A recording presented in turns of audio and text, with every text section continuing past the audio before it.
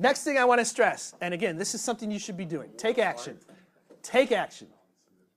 All right? Do something every day, no matter how insignificant, to get closer to your goals. Now that assumes that you know what your goals are. So if you don't know what your goals are, that's your first step. All right? But do something every day. A lot of us fight. I've already mentioned one thing that keeps us from getting stuff done is perfectionism. Okay? And perfectionism is really just procrastination in a different set of clothes. All right? And one of the things that we fight against, I'm sure, all the time, because this is one of my big issues, is the paralysis of analysis. All right? When I sit down in front of my computer, I've got Pro Tools. I have hundreds of plugins. I want to start something, but I mean, how do I even decide where to start? There's too much. So oftentimes I will just say, all right, I can only work with these 3 things until I get an idea going, and then I move on from there. All right? One of the best resources for this, to learn how to fight this, is this book, The War of Art by Steven Pressfield. I encourage each and every one of you to get it.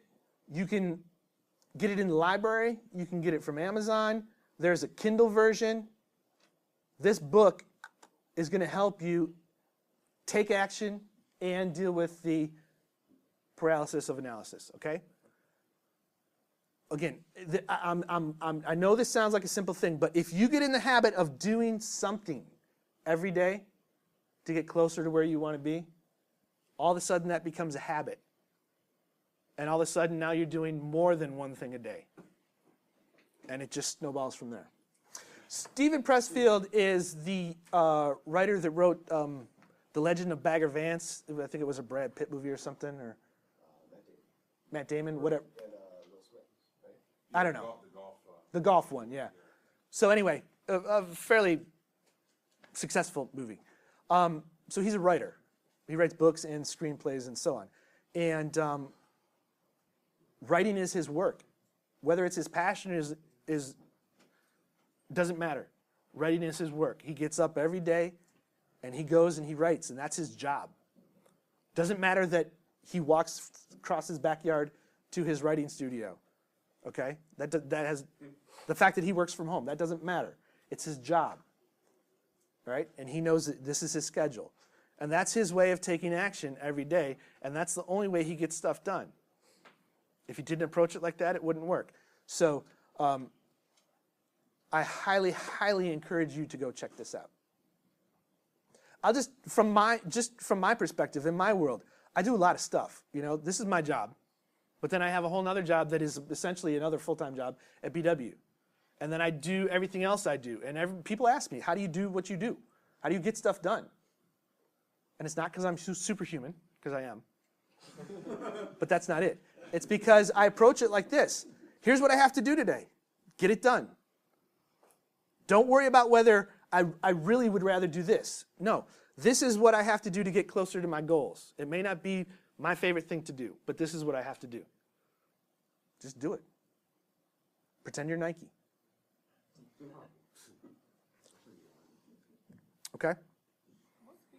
How many of you are thinking to yourself, cool, but you know, this doesn't really work for me? Is there anyone that thinks this? Go ahead. Tell me why. I just get really, really motivated in the beginning, and then it just kind of like, so I need like motivation throughout, or else I just get off track. And Right. Like, I feel like I'm not doing anything. So the thrill fades and you stop doing stuff, okay? That's why you need to develop habits rather than passion, okay? Because you're working off passion, and you need to establish habits. Who else? I think this is me too. You can't better describe my creative workflow other than trying way too hard to perfect things and never knowing where to start once I get things, having moments of inspiration, and then pacing around the house because I'm too frustrated because I can't hone in on anything. So the whole idea with perfectionism, okay? That's what I'm talking about here. Learn when good enough is good enough, all right? Most of us are musicians, right? We record our own stuff quite often. You take that and you play it for grandma or for mom or for your uncle, and what do they say? They say, this is so good, okay? What do you hear? You hear all the flaws, right? But in reality, what you did is good enough. Because for the lay person, the general public, it's beyond their understanding of how you accomplished just what you played for them. All right? So, yes, we want to be perfect and we want to do the best job we can, but at some point, it's good enough. Get it out there. Move on to the next thing. Okay? That's really what I'm talking about there. Next, always be creating.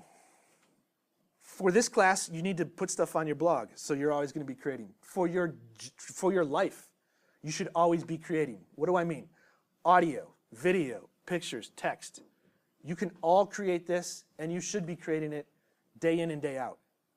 Because this is what's going to separate you from everyone else very, very quickly. All right? How many of you have family members that went to college and have a profession?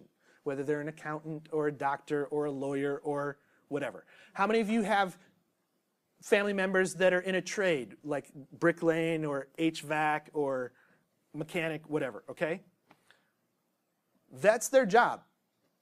And they can fix stuff or they can do things. But I would say most of them are not creating anything, okay?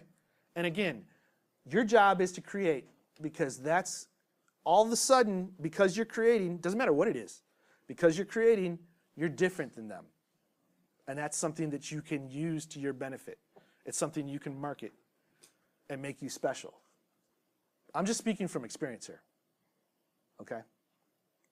And then once you're in this habit of creating, now all of a sudden, your world just opens up and there's all this stuff.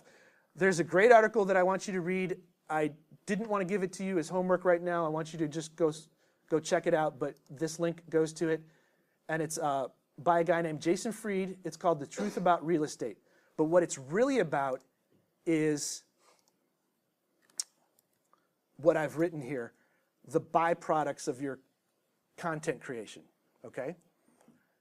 Here's what I mean. Austin, in our meeting today, we were talking about tracking drums. And because of the genre, he knows he's probably going to be replacing a lot of his drums because that's what you do in metal quite often, okay? But you're going to be capturing drums. In the process of your capstone, you may get some really, really good samples of drums, okay? Is there any law that says you can't use those on your next project? There is no law, all right? This is a byproduct of your content creation or a byproduct of your work. Now, all of a sudden, you have something that you can leverage or use, or you have an asset.